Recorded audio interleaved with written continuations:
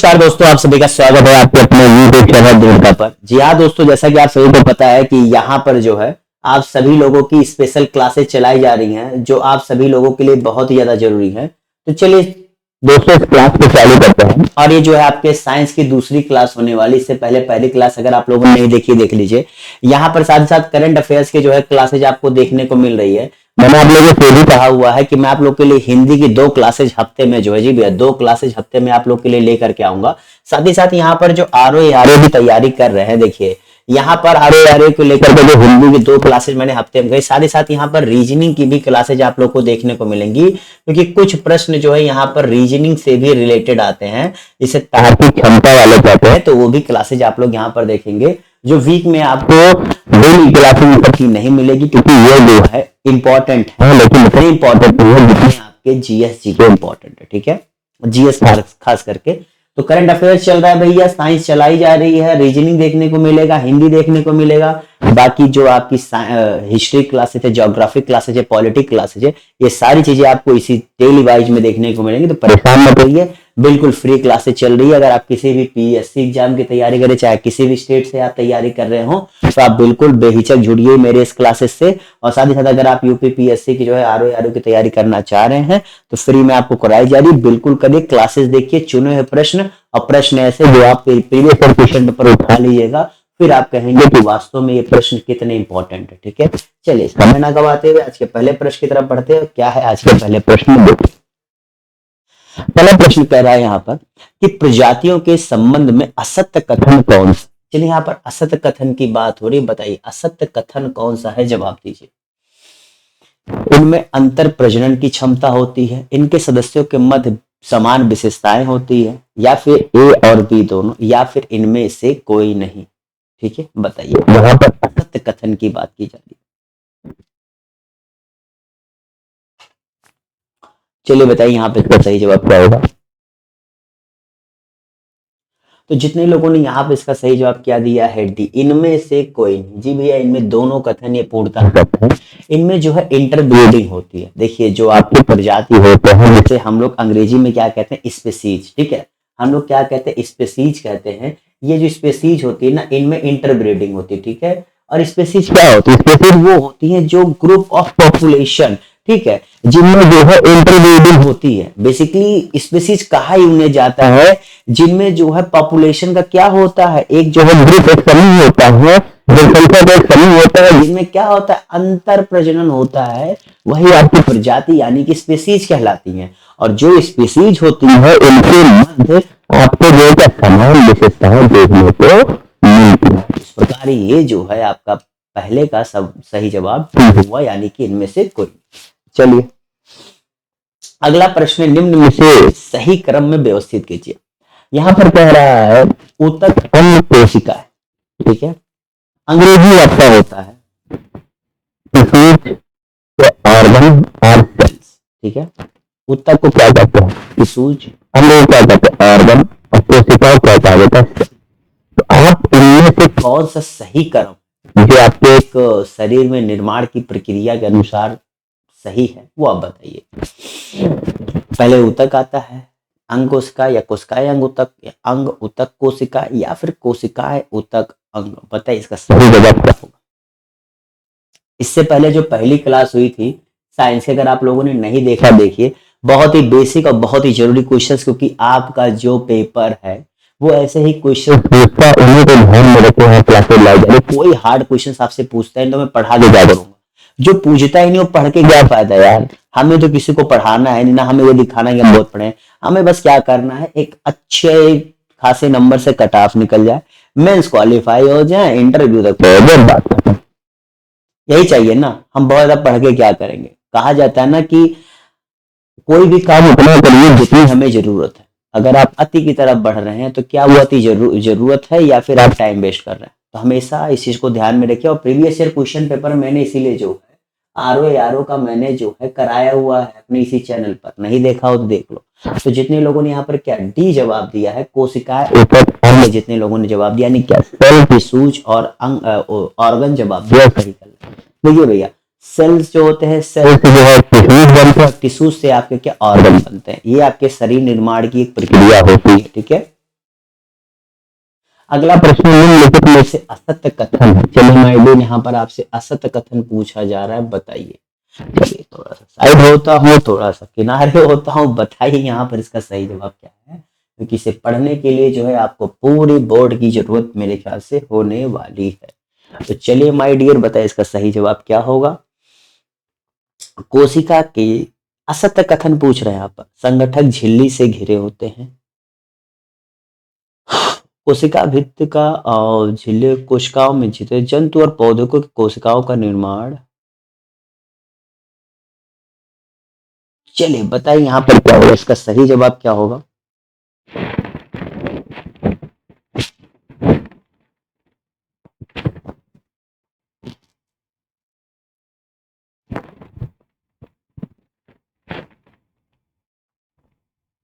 तो जितने लोगों ने यहाँ पर असत्य कथन का जवाब क्या दिया, सी दिया है, वो सही चले। देखिए बिल्कुल, झिल्ली जो आपका मेम्ब्रेन होता है, अंग्रेजी में इसे क्या कहते हैं, मेम्ब्रेन कहते हैं, ठीक है। मेम्ब्रेन आपको यहाँ पर जानते ही होंगे, जो ये झिल्ली होता है, बिल्कुल बात सही है कि जो भी कोशिकाओं के संगठक होते हैं वो झिल्ली से घिरे होते हैं, इसमें कोई डाउट नहीं है। अब दूसरा पॉइंट यहीं पे क्या कह रहा है कि जो यही मेम्ब्रेन होता है, यही जो आपके जंतु और को जो पौधे हैं उनके क्या आकार के निर्माण में जो है क्या सहायता करता है, तो बिल्कुल ही सही पॉइंट है। लेकिन ये क्या कह रहा है, कोशिका भित्ति का आवरण जंतु और पौधों के कोशिका भित्ति के ऊपर स्थित होता है। यहीं पर पॉइंट क्या गलत हो गया, गलत ये हो गया कि ये जो है जंतुओं में नहीं केवल पौधों में पाए जाते हैं। यानी कि अगर यहीं पर जंतु नहीं होता तो हमारा ये पॉइंट भी सही हो जाता, लेकिन हाँ जंतु लिखे होने की वजह से हमारा ये पॉइंट गलत हो गया। अंतिम में क्या है, जीवाणु कोशिका, जिसे क्या कहते हैं, बैक्टीरिया सेल। जी भैया, बैक्टीरिया सेल में भी जो है आपके कोशिका भित्ति पाई जाती है, या बहुत ही अच्छे से जान लीजिए। साथ ही साथ बैक्टीरिया सेल के बारे में एक चीज और अच्छे से जान के चलिए, जो बैक्टीरिया सेल का न्यूक्लियस होता है, आपको पता है जितने भी आप जो है क्या नाम है देखेंगे सेल्स या फिर आपके टिश्यू जो भी देखेंगे उनमें न्यूक्लियस होता है, फिर उसी में न्यूक्लियस, फिर न्यूक्लियोलस होता है, फिर उसी में आपके क्रोमोसोम, ये सारी प्रक्रिया जो है आप देखते हैं उसमें होता है। मेम्ब्रेन आप देखते हैं, उसके साथ ही साथ हाँ मतलब यही सारी चीजें होती हैं, ठीक है। आगे जो न्यूक्लियस होता है वो क्या होता है, वो ऐसा नहीं होता है, वेल ऑर्गेनाइज नहीं होता। जो बैक्टीरिया सेल यानी जीवाणु कोशिका के जो न्यूक्लियस होते हैं वो इस तरह से वेल ऑर्गेनाइज नहीं होते जिस प्रकार से आप मल्टी सेलुलर जो ऑर्गेनि और ऑर्गेन जीवा मतलब पौधे या वो होते उनमें पाया जाता है, ठीक है। चलिए अगले प्रश्न की तरफ बढ़ते हैं। अगला प्रश्न है कि कोशिका द्रव्य के संबंध में सत्य कथन है। कोशिका द्रव्य के संबंध में सत्य कथन कौन सा है, बताइए। इसे अंग्रेजी में क्या साइटोप्लाज्म कहते हैं, क्या साइटोप्लाज्म कहते हैं, ठीक है। चलिए बताइए इसका सही जवाब क्या होगा। न्यूक्लियस और कोशिका झिल्ली के मध्य, न्यूक्लियस और कोशिका झिल्ली के समानांतर, न्यूक्लियस और कोशिका झिल्ली के बाद, या इनमें से कोई नहीं, बताइए इसका सही जवाब क्या होता है। न्यूक्लियस ऑफ सेल मेम्ब्रेन, मैंने कोशिका झिल्ली का अंग्रेजी होता है सेल मेम्ब्रेन। तो देखिए भैया जितने लोगों ने यहाँ पे इसका सही जवाब क्या दिया है, ए। जी भैया जितने लोगों ने क्या मध्य जवाब दिया है वो सही कर ले। जो आपका कोशिका यानी कि साइटोप्लाज्म होता है ये जो है इन्हीं दोनों के बीच पाया जाता है, और ये बहुत बार पूछा जाता है। इसे बहुत बार कहते हैं जेली लाइक स्ट्रक्चर, मतलब ये जो जेली होता है, जो आप लोग जेली खाते नहीं है, इसे जेली लाइक जो है इसका स्ट्रक्चर जो है जेली टाइप का होता है, ठीक है, समझे। और ये जैसे इसका परीक्षण किया था जो ओनियन पिलर जो प्याज के ऊपर की आवरण नहीं होता है, उसको लेकर के आप जो किताब पढ़ेंगे तो वैज्ञानिकों ने उसके जरिए समझाने का ऐसे जो है प्रयास किया था, तो समझ गए। चलिए अगले प्रश्न की तरफ बढ़ते हैं। अगला प्रश्न है जीन्स उपस्थित होते हैं, बहुत ही अच्छा, बहुत ही प्यारा, बहुत ही सुंदर सा प्रश्न है, बताइए। मतलब ये रटा होना चाहिए, अगर आपको ये नहीं रटा है माय डियर तो आप बहुत बड़ी गलती करेंगे, ठीक है।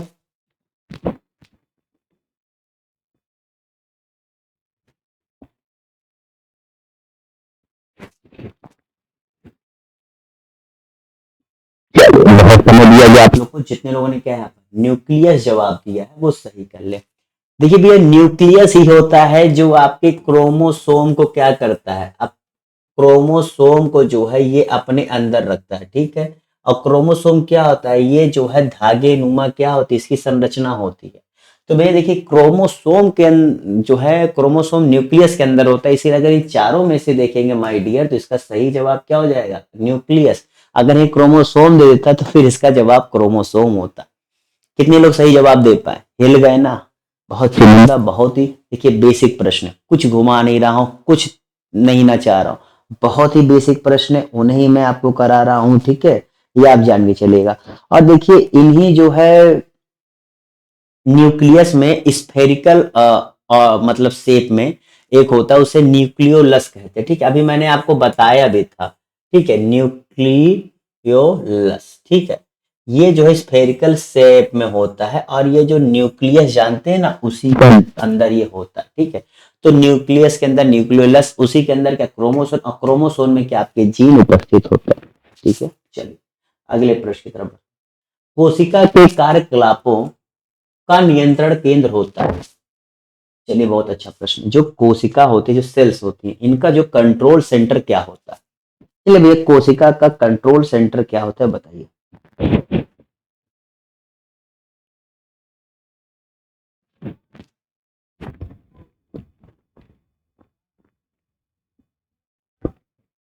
बहुत आसान सा प्रश्न है। तभी जितने लोगों ने क्या न्यूक्लियस जवाब दिया, जी भैया न्यूक्लियस जो है आपके जो सेल्स होते हैं उसका क्या कंट्रोल सेंटर माना जाता है, ठीक है। और ये आपको बहुत ही अच्छे से पता होना चाहिए क्योंकि आप लोग ये जानते हैं ना, लिविंग जो आपकी जीवित आपके क्या नाम है जंतु जो होते हैं उनमें पूरी चीजों को ही क्या कहा जाता है, प्रोटोप्लाज्म कहा जाता है, ठीक है। क्या प्रोटोप्लाज्म कहा जाता है, ये चीज आप लोग अच्छे से जान लीजिएगा कि जो लिविंग सेल्स होते हैं उनमें जो ये पूरा न्यूक्लियस इसमें कंटेन किया होता है उसे क्या कहते हैं, प्रोटोप्लाज्म कहते हैं, ठीक है। और इसी में साइटोप्लाज्म और क्या न्यूक्लियस होते हैं, इसी प्रोटोप्लाज्म में क्या होते हैं आपके साइटोप्लाज्म और न्यूक्लियस होते हैं, न्यूक्लियस और साइटोप्लाज्म जो है ये इसी के अंतर्गत होते हैं, ठीक है, इसमें होते हैं। अब उसका मैं यहाँ पर एक छोटी सी, चलिए कोई बात नहीं है, उसका एक चित्र होना चाहिए था, उससे आप लोग और अच्छे समझ, चलिए कोई बात नहीं, इस चीज का ध्यान में रखूंगा अगली बार, कोई बात नहीं, बाकी जो पढ़े उनको दिक्कत नहीं है। रसधानी जिसे क्या कहते हैं, वैक्यूलो, ठीक है, वैक्यूले जिसे कहते हैं, इसके मामले में सत्य कथन कौन सा है बताइए, इसके मामले में सत्य कथन क्या है, आप लोग जवाब दीजिए, चलिए फटाफट बताइए इसका सही जवाब क्या होगा।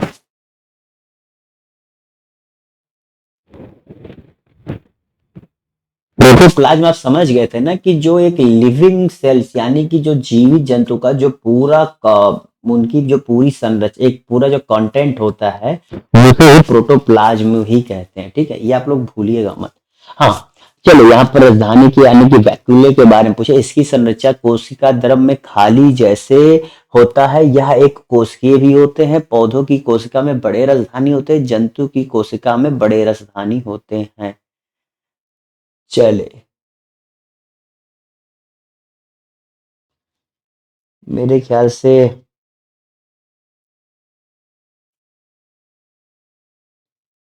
यहाँ पर असत्य होना चाहिए था, माफ करिएगा, यहाँ पर असत्य होना चाहिए था, ठीक है। चलिए अब जवाब दीजिए, कंफ्यूजन हो गया होगा आप लोग को, वही मैं पढ़ रहा हूँ बार बार, मैं कह रहा हूँ कुछ तो मुझे यहाँ गड़बड़ लग रहा है, कुछ गड़बड़ लग रहा था, फाइनली असत्य होना चाहिए।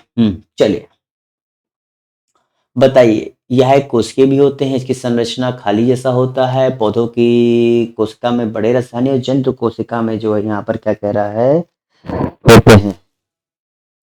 तो जितने लोगों ने यहाँ पर क्या इसका असत्य में डी जवाब दिया वो सही है। देखिए जो अब आप लोग यही कहेंगे जंतु कोशिका में छोटे होते हैं, लेकिन पौधों की कोशिका में ये जो वैक्यूले होते हैं जिसे राजधानी कहते हैं ये बड़े होते हैं, ठीक है, समझ गए।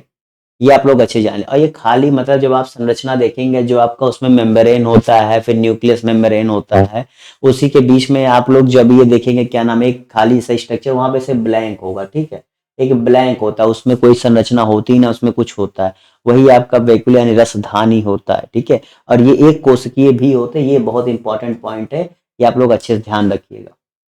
अगला प्रश्न यहाँ पर, पत्तियों में रंग किसके कारण होता है, पत्तियों में रंग किसके कारण होता है, जवाब दीजिए।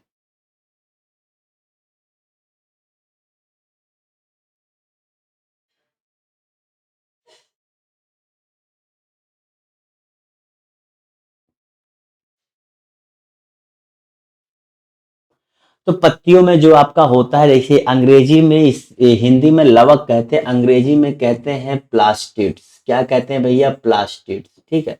आप लोग जो देखते हैं, जरूरी नहीं, जैसे आप लोग देखते होंगे किसी पत्ती का रंग हरा हो जाता है, कभी उसका धानी हो जाता है, जो अलग अलग चीजें हैं ना, वो इसी प्लास्टिड्स की वजह से ही आप लोग को देखने को मिलती है। ठीक है। और ये जैसे आप पत्तियों में देखते होंगे, और साथ ही साथ जो है जो पत्ती के सेल्स होते हैं उस पर जो है साइटोप्लाज्मा, अभी मैंने आपको बताया था ना, साइटोप्लाज्मा जो है फैला होता है। ठीक है। और जो ये साइटोप्लाज्म फैला होता है, ये जो है, ये जो रंग उनको मिलता है वो आपको प्लास्टिड्स के कारण मिलता है। ठीक है। ये आप भूलिएगा मत। ठीक है। चलिए अगले प्रश्न की तरफ बढ़ा जाए।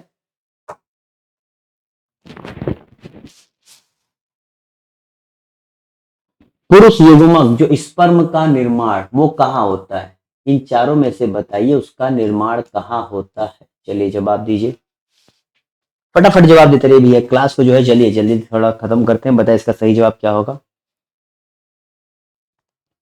तो जितने लोगों ने यहाँ पर क्या ब्रिशर जवाब दिया वो सही कर लीजिए। जो ब्रिशर जितने, अरे यार ये क्या हो गया, तो जितने लोगों ने यहाँ पर क्या ब्रिशर जवाब दिया है वो सही कर ले। देखिए आपको पता है जो स्पर्म का निर्माण होता है, ठीक है, जो मेल आपका जेमेट्स होते हैं, इसका जो निर्माण होता है ये आपके जो है ब्रिशर यानी कि टेस्टिज के द्वारा किया जाता है। आपको पता है कि जो आपका स्पर्म नली होता है, पेनिस होता है और टेस्टिज होता है, टेस्टिज के द्वारा ही स्पर्म का निर्माण किया जाता है, जो आपके प्रजनन में जो है बहुत बड़ी भूमिका निभाते हैं। ठीक है। रिप्रोडक्शन के लिए स्पर्म की बहुत बड़ी जरूरत होती है। अगले प्रश्न की तरफ बढ़ते हैं। अगला प्रश्न महिला युग्मक, ठीक है, यानी कि महिला जैमुट जो है, इनमें जो अंडाणु का निर्माण हो करता है, बता इसका सही जवाब क्या होगा, कैसे करता है भैया? चलिए बताए इसका सही जवाब क्या होगा। युग्मक को अंग्रेजी में जैमेट्स कहते हैं, GAMETES।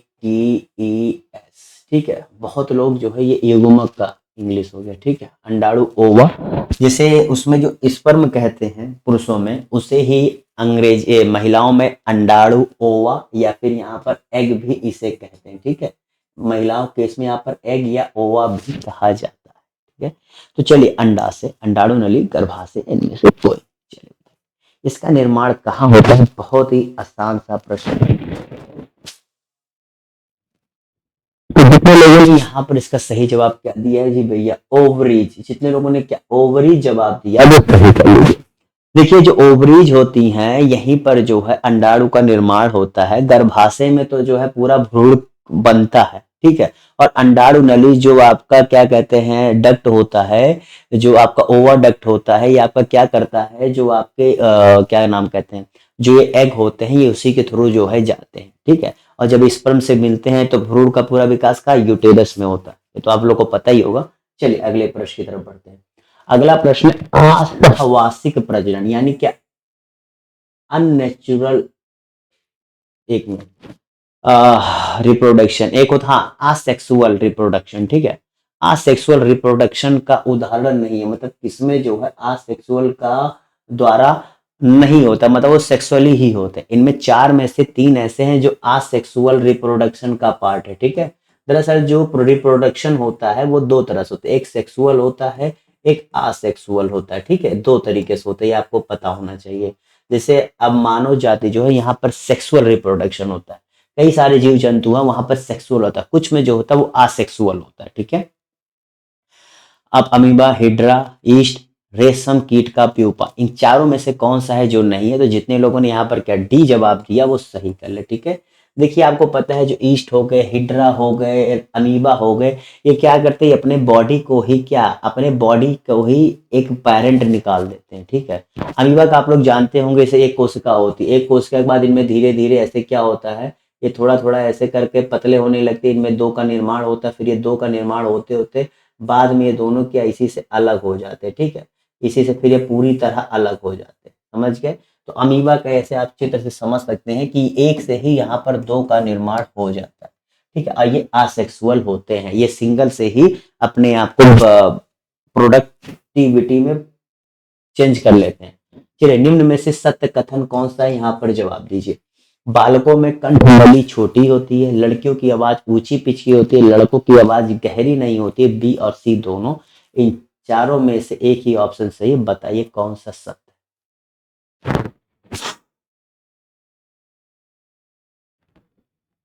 तो जो सत्य कथन कौन सा हो सकता है बताइए।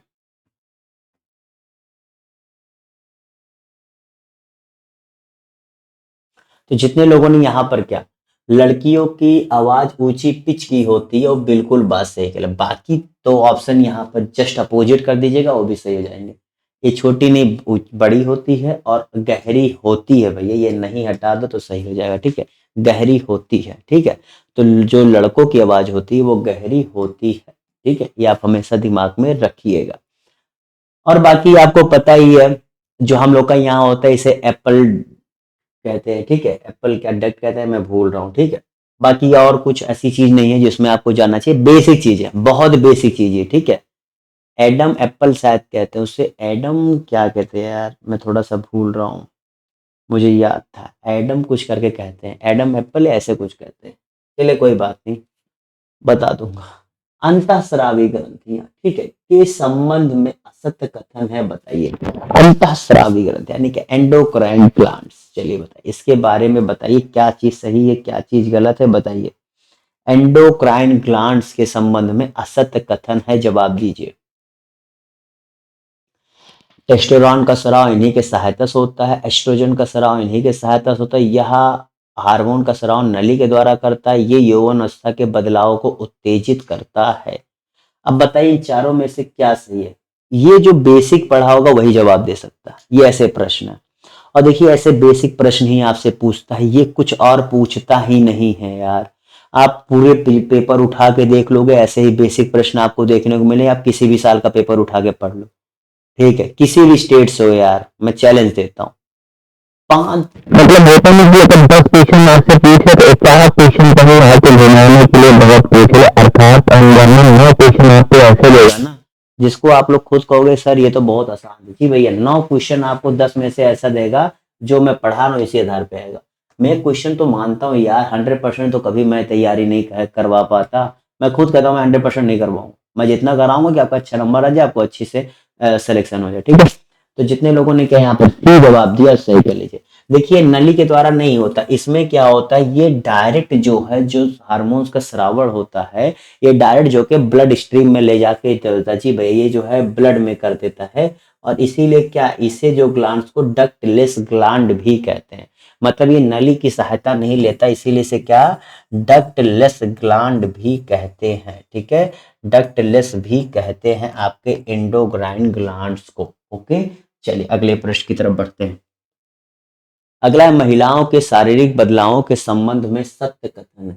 चलिए भैया महिलाओं के शरीर में जो शारीरिक बदलाव होते हैं उनको लेकर के कौन सा यहाँ पर सत्य कथन है ये आपको बताना है। चलिए फटाफट जवाब दीजिए, पढ़िए आप लोग अच्छे से। क्या हो सकता है बताइए, इसका सही जवाब क्या हो सकता है।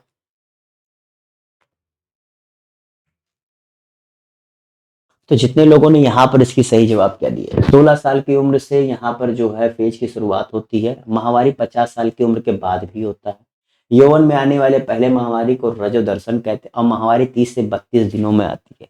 तो जितने लोगों ने यहाँ पर इसका सही जवाब क्या दिया, सी दिया है, वो सही कर ले। देखिए यहाँ पर जो है 16 नहीं, जबकि भैया यहाँ पर इसका सही जवाब है 10 से 12 साल की उम्र में ही जो है इनका ये फेज जो है रिप्रोडक्शन करने का फेज की शुरुआत हो जाती है। माहवारी 50 नहीं जी भैया, यहाँ पर अधिकतम बताया गया है कि 45 से 50 तक ही जो है ये अधिकतम होता है, उसके बाद नहीं आता, और उसी को फिर क्या मोनोपॉज कहते हैं, क्या कहते हैं मोनोपॉज कहते हैं, यानी कि क्या जो आपका माहवारी होता है वो रुक जाता है, ठीक है। उसके बाद क्या यौवन में आने वाले पहले माहवारी को रजो दर्शन कहते हैं, जी भैया इसे रजो दर्शन ही कहा जाता है। और माहवारी 30 से 32 दिनों में आती है, नो माय डियर ये 28 से 30 दिनों के बीच में ही आती है, ठीक है। बहुत ही आसान सा प्रश्न था, बेसिक क्वेश्चन था, इन चारों में से कोई भी पॉइंट आपको उठा के पूछ सकते हैं, आप जाने रहिएगा। अगला प्रश्न यहाँ पर गुणसूत्र के संबंध में असत्य कथन है, चलिए यहाँ पर जवाब दीजिए। गुणसूत्र के संबंध में असत्य कथन कौन सा है, जवाब दीजिए। इसमें लिंग निर्धारण होता है, सभी मानव जाति में 23 जोड़े होते हैं, एक्स और वाई लिंग गुणसूत्र के रूप में जाने जाते हैं, और महिलाओं का लिंग गुणसूत्र भ्रूण का लिंग निर्धारण करता है। यानी कि जो महिलाओं का लिंग गुणसूत्र होता है वही क्या करता है, भ्रूण का लिंग निर्धारण करता है। चलिए बताइए भाई यहाँ पर इसका सही जवाब क्या होगा। बहुत इजी प्रश्न है और मैं कह सकता हूं कि ये आप लोग को किसी ना किसी स्टेट पीसीएस में पूछा गया ही होगा, इतनी मैं जो है कॉन्फिडेंस से कह सकता हूं। और ऐसे ही प्रश्न होंगे, इससे ना हार्ड होंगे ना इससे आसान होंगे। तो जो असत्य है वहां पर माय डियर वो क्या है, डी। देखिए भैया पहली बात तो महिलाओं का गुणसूत्र नहीं, पुरुष का गुणसूत्र ही जो है आपके लिंग निर्धारण करता है। ये शुरू से बहुत बड़ी गलती रही है। दरअसल महिलाओं में एक्स एक्स, तो पुरुषों में क्या एक्स और वाई दो होते हैं, ठीक है। आपको पता है ना, एक्स एक्स होने से महिला होता है और एक्स वाई होने से लड़का होता है, ठीक है। ये तो आप लोगों को पता है ना। और यही जब एक्स में आकर के अगर एक्स मिल गया तो लड़की हो जाता है, यही एक्स में आकर अगर वाई मिल जाता है तो लड़का हो जाता है, जो पुरुषों के गुणसूत्र के मिलन से होता है। ठीक है, चलिए अगले प्रश्न की तरफ बढ़ते हैं। अगला प्रश्न है यहाँ पर, निम्न में से सही सुमेलित। देखिए भाई ये हार्मोन है और इस हार्मोन की कमी से होने वाला बीमारी ये है, तो आप इसको सही सुमेलित करिए जो सही प्रकार से एक दूसरे से सुमेलित हो जाए। चलिए भैया जवाब दीजिए, यहाँ पर बताइए इसका सही जवाब क्या होगा। थायरॉक्सिन, इंसुलिन, एड्रेनलिन और ऑक्सीटॉक्सिन, ये चारों हार्मोन ही हैं, ठीक है। चलिए बताइए, मधुमेह, गंडमाला, तनाव। तो सही सुमेलित अगर कोई है तो माय डियर ये है। बाकी इसका देखो, थायरॉक्सिन से गोइत्रे जो है आपको बीमारी होती है, इंसुलिन की कमी से आपको मधुमेह होता है, और ऑक्सीटोसिन जो आप देख रहे हैं यहाँ पर, ये भ्रूण निर्माण अनियमितता से नहीं संबंधित है, बल्कि जो आपका बच्चे के होते समय जो कंट्रैक्शन होता है वो उसमें हेल्पफुल करता है ऑक्सीटोसिन। साथ ही साथ जो ब्रेस्ट फीडिंग समय जो ब्रेस्ट में आपको देखने को मिलता है वो भी ऑक्सी, इसे लव हार्मोन भी कहते हैं। ऑक्सीटोसिन को क्या कहते हैं माय डियर, इसे लव हार्मोन भी कहते हैं, ठीक है। लव हार्मोन भी इसे कहा जाता है, ठीक है। चलो अगले प्रश्न की तरफ बढ़ते हैं। अगला है, किसी एक वस्तु पर विपरीत दिशा में दो बल लगाए जाने पर कितना नेट बल कार्य करेगा, मतलब नेट बल कितना कार्य करेगा। चलिए जवाब दीजिए, दोनों बलों के जोड़ जितना, दोनों बलों में अंतर जितना, या फिर कोई अंतर नहीं होता, जैसे लगा दो बस बल लग जाता है, या इनमें से कोई। चलिए बताइए यहाँ पर क्या होगा, इसका सही जवाब क्या होगा बताइए। दोनों बलों के जोड़ जितनी, यानी कि किसी एक वस्तु पर विपरीत दिशा में दो बल लगाए जाने पर, कोई वस्तु है इधर से भी बल लग रहा है इधर से भी बल लग रहा है, तो बताइए। आप लोगों ने रस्सी खींची है, स्कूल में एक्टिविटी तो होती होगी। एक तरफ मान के चलो आप हैं, जैसे मान लो एक तरफ मैं हूं, ये साइड मेरा हो गया, ठीक है, ये एक साइड आप हो। अब आप और मैं अगर मिल के खींच रहे हैं, ठीक है, यहाँ पर एक ऐसे झंडी होती है जो डिसाइड करती है जो इसको क्रॉस कर देगा वो टीम हार जाएगी, क्योंकि कमजोर हो तुम हार जाओगे ना, मैंने तुम्हें क्रॉस करा दिया। तो क्या होता है, तो इन दोनों के बीच में इधर तुम कब लेके आ पाओगे, जब इधर वाला मजबूत हो जाए ना। जब मजबूत होगा तो क्या होगा, तुम कमजोर हो गए, और तुम कमजोर हो गए इसका मतलब क्या है, तुम उससे कमजोर यानी तुम उससे कम हो। तो भैया नेट बल क्या कार्य करेगा, जब दोनों में अंतर आ जाएगा, ठीक है, क्या दोनों बलों में अंतर, दोनों बलों में जो अंतर होगा वही आपका नेट बल कार्य करेगा, ठीक है। दोनों विपरीत दिशा में लग रहे, समान अंतर नहीं ना, विपरीत दिशा में ऐसे लग रहे, ऐसे नहीं लग रहे, ठीक है। चलो अगले प्रश्न की तरफ बढ़ते हैं। किसी वस्तु पर बल लगाने से उसमें क्या बदलाव होता है, चलिए बताइए। इन चारों में से बताइए इसका सही जवाब क्या होगा, क्या बदलाव होता है बताइए, इसका सही जवाब क्या होगा। चलिए भैया फटाफट जवाब दीजिए, इसका सही जवाब क्या होगा। विश्राम अवस्था से चलित अवस्था में गतिमान वस्तु की गति में वृद्धि, वस्तु के गति की दिशा में बदलाव, ये सभी बताइए इसका सही जवाब क्या होगा। तो जितने लोगों ने यहाँ पर इसका सही जवाब क्या दिया, बहुत ही आसान था, ये सभी भी जी भैया। ये तीनों चीजें आपको देखने को मिलेंगी, जी हाँ डियर, ये तीनों चीजें आप लोगों को देखने को मिलेंगी। क्या कि विश्राम अवस्था से चलित अवस्था में गतिमान वस्तु की गति में वृद्धि और वस्तु के गति की दिशा में बदलाव। तो यानी कि यहाँ पर तीनों चीजें, यानी देखो अगर आप बल लगाते हो तो मान लो कोई वस्तु रखी हुई है, आप उस पर बल लगाओ, क्या मान लो आप आके फुटबॉल को लात से मार रहे हो, स्टैटिक था तो क्या वो यहाँ से ढनक के यहाँ आ जाएगा ना, यानी क्या चलित अवस्था में आ गया। गतिमान अवस्था मान के चलो, आप जैसे फुटबॉल चल रहा है, आपको जैसे मान के चलो गोलकीपर के पास तक भेजना है, ठीक है, ये आपका गोलकीपर है। अब यहाँ पर ये बंदा खड़ा है, ठीक है, ये खड़ा है। अब आपको इस बॉल को यहाँ पहुंचाना, तो ये तो धीरे धीरे धीरे धीरे जा रहा है, लेकिन आपको इसको वहां पर और दूसरे खिलाड़ी से पहले पहले तो उसको क्या, इस पर फोर्स डालोगे ना, फोर्स डाल के इससे ये गोल हो जाए। ठीक है। अब देखो, अब इसी के दिशा में बदलाव से भी समझो। मान के चलो कि तुम देख रहे हो गोलकीपर यहाँ खड़ा है, अब तुम ये देख रहे हो कि मैं अगर ये जिस दिशा में जा रहा हूँ उसी दिशा में गोलकीपर आ रहा है तो दिक्कत हो सकती है, तो हमें क्या करना है, इसकी दिशा में बदलाव करना पड़ेगा, तो या हमें बल लगाना पड़ेगा। तो बल लगा के हम इसके से हो सकता है राउंड से इधर से या इधर से, या हम किसी को पास देके वो कर देगा, यानी कि हम उसकी दिशा में बदलाव करने के लिए भी हमें बल लगाना पड़ेगा। चलिए अगले प्रश्न की तरफ बढ़ते हैं। किसी भी गतिमान वस्तु पर घर्षण बल कार्य करता है, बताइए किसी भी गतिमान वस्तु पर जो घर्षण बल होता है वो किस प्रकार करता है, जो फ्रिक्शन होता है वो फ्रिक्शन फोर्स किस प्रकार से काम करता है। जो बल लग रहा हो तो उसके समानांतर, बल के विपरीत, या बल के लंबवत, या इनमें से कोई नहीं होता यार, वो दूसरे तरीके से काम करता है जो इनमें ऑप्शन में नहीं दिया, आपको पता होगा, बताओ कौन है वो समझदार जो बता सकता है कि इन तीनों के अलावा भी चौथे तरीके से लग सकता है, या इन्हीं तीनों में से कोई एक लगता है वो बता दो। बताओ इसका सही जवाब क्या हो सकता है, बताइए इसका सही जवाब क्या होगा। और ये बताओ, आप लोगों ने पहली क्लास, फिर से पूछ रहा हूँ, पहली क्लास साइंस की ली कि नहीं, नहीं ली तो ले लो। करंट अफेयर्स की क्लास कर रहे हो कि नहीं, जो मैंने 5 क्लासेस की है, नहीं की है कर लो। हिंदी की जो 2 क्लासेज मैंने की, हफ्ते में लेकर के आऊंगा, जरूर पढ़ना, फ्री में पूरी क्लासेज है। रीजनिंग भी आप लोग को यहाँ पर देखने को मिलेगी, ज्यादा नहीं, हफ्ते में 1 दिन ही मैं चलाया करूंगा, ठीक है, क्योंकि ये ऐसी चीज है जिससे इन सब में बहुत ज्यादा टाइम देने की जरूरत नहीं, क्योंकि जीएस जीके ज्यादा क्वेश्चन पूछता है। हिंदी आपका 2 दिन लेकर आऊंगा, इसमें 60 प्रश्न हर क्लास में आपको देखने को मिलेंगे, जो आपको पूछता है आर स्पेशल की मैं बात कर रहा हूँ, ठीक है। और बाकी रीजनिंग भी मैं लेकर के आऊंगा, क्योंकि रीजनिंग का स्टेट एग्जाम्स में जो है यहाँ पर पूछे जाते हैं, आपके अलग पेपर सीसेट के माध्यम से, किसी भी माध्यम से। तो जितने लोगों ने यहाँ पर इस 19वें प्रश्न का सही जवाब क्या, बल के विपरीत जवाब दिया, वो सही कर ले। यानी कि अगर आपका बल इस दिशा में लग रहा है तो फ्रिक्शन फोर्स इसके क्या विपरीत दिशा में ही काम करता है। अगर फोर्स यहाँ से लग रहा है तो इसके विपरीत ही आप देखेंगे। कैसे, मान के चलो कोई सतह, अब सतह पे बल इस दिशा में लग रहा है ना, तो उस पर क्या, उसके विपरीत दिशा में यहाँ पर जो है घर्षण बल काम करता है। बहुत आसान से। चलिए आज का आखिरी प्रश्न बताइए, गैर संपर्क बल नहीं है, मतलब नॉन कांटेक्ट फोर्स कौन सा है, जिसमें बिना कांटेक्ट के भी उसमें आप फोर्स लगाते हैं। आप लोग नॉर्मली देखे होंगे कि हमें किसी भी चीज में बल लगाते हैं तो कांटेक्ट करना पड़ता है ना, उसकी दिशा को बदलने के लिए, उसमें कुछ ना कुछ चेंजेस करने के लिए। बट कुछ बल ऐसे भी होते हैं जिनमें आपको बिना कांटेक्ट किए आप उसमें क्या कर सकते हैं, चेंजेस कर सकते हैं। ये 3 है, एक नहीं है, ये 3 है एक नहीं है। यहाँ पर मैंने थोड़ा सा ट्विस्ट कर दिया, तो बताया कौन सा नहीं है। मैंने तो इसको और आसान कर दिया, ट्विस्ट तब होता जब पूछता, कुछ लोग तो कंफ्यूज होते। यहाँ बताए कौन सा ऐसा है जो नहीं है, मतलब वो संपर्क होकर के ही उसको बल काम करता है। बाकी 3 ऐसे हैं जो नॉन कॉन्टेक्ट फोर्स हैं। तो जितने लोगों ने यहाँ पे इसका सही जवाब क्या डी दिया है वो सही कर ले। जी हाँ दोस्तों, नॉन कॉन्टेक्ट फोर्स अगर देखा जाए तो आपका इलेक्ट्रोस्टैटिक होता है, मैग्नेटिक होता है, और क्या आपका ग्रेविटेशनल फोर्स होता है। बाकी आपका घर्षण बल ये कांटेक्ट से काम करता है, क्योंकि आप लोगों ने देख ही लिया ये विपरीत दिशा में आपके बल के काम करता है, और कांटेक्ट की वजह से ही घर्षण होता है, क्योंकि जहां भी बहुत ऐसा कोई सरफेस नहीं जहां घर्षण की हमें जरूरत भी है अपने आप को स्मूथली और नियंत्रित चलने के लिए।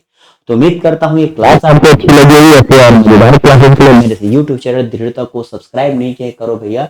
और सबसे बड़ी चीज, अगर क्लास अच्छी लगती है तो यार कम से कम सब्सक्राइब कर दिया करो ऐसे ही मजेदार क्लासेज के लिए। और जो अन्य क्लासेज चल रही है उन्हें जरूर से जरूर देखो यार, उन्हें देखो तभी तो मामला बनेगा।